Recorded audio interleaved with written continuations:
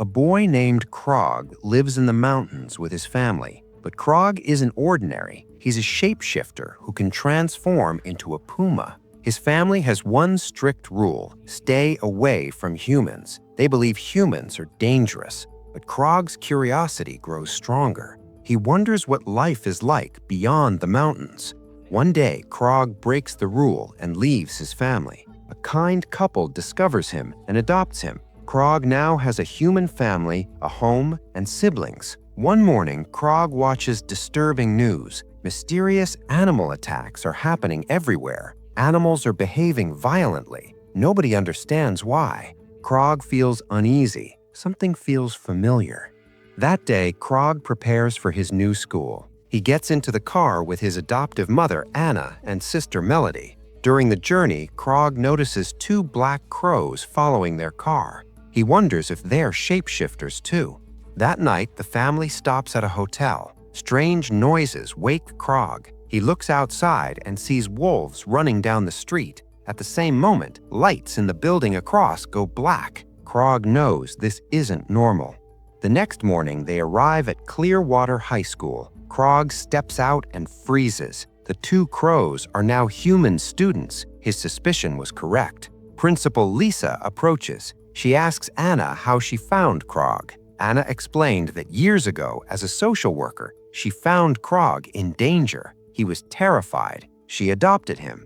When it was time for middle school, Anna received a letter inviting Krog to Clearwater High. Lisa speaks with Krog privately. She reveals a stunning truth. Everyone at this school is a shapeshifter. Krog doesn't need to hide anymore. But the alarm suddenly blares. Lisa rushes outside and finds Anna and Melody in a restricted area. She orders them escorted out. Inside, Krog is amazed seeing so many shapeshifters together. He bumps into Jeffrey and his wolf pack. The atmosphere turns tense. Teacher James steps in and stops the confrontation.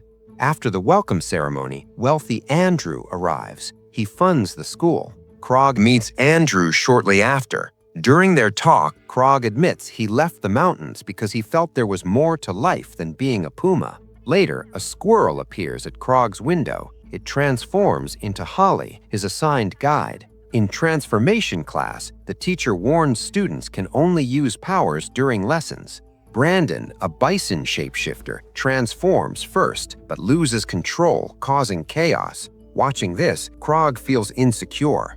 With Lisa's help, Krog remembers running freely with his real family. Those memories awaken something inside him. Finally, Krog transforms into a puma. Lisa orders everyone to transform. Most students are wolves. Lisa explains his purpose: learn to balance his human and animal sides to become a bridge between both worlds.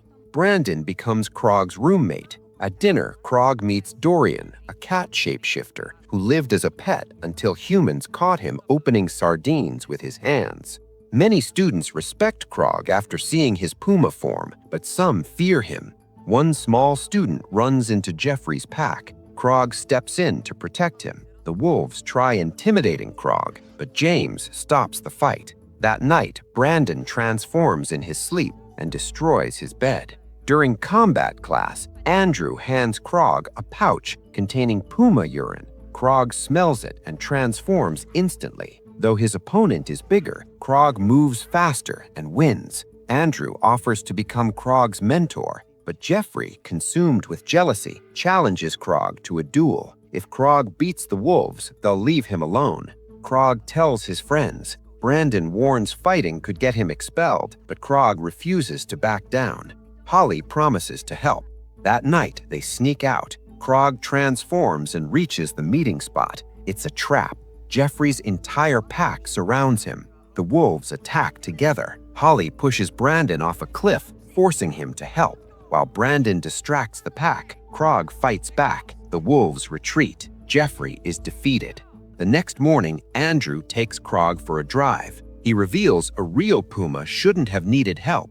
Because Krog left his family early, he never learned to hunt. Andrew decides to teach him. When they return, Lisa stops them angrily. She forbids special treatment and warns Krog to follow rules. Later, Krog follows Lou into the forest. they overhear teachers discussing animal attacks. Teachers are convinced shapeshifters are responsible. If humans discover the truth, peace will become impossible. Krog confesses he witnessed wolves attacking humans. He's certain it was Jeffrey's pack. Andrew takes Krog to the forest to teach hunting. Krog catches a deer. Andrew opens up. He once had a daughter who would be Krog's age. That night, Krog hears howls. He follows Jeffrey's pack to town and watches them sneak into a factory. Andrew appears, stops everything, and drives them back. Afterward, Andrew asks Krog to stay. The truth comes out. Andrew admits he's orchestrating the attacks. Krog feels betrayed.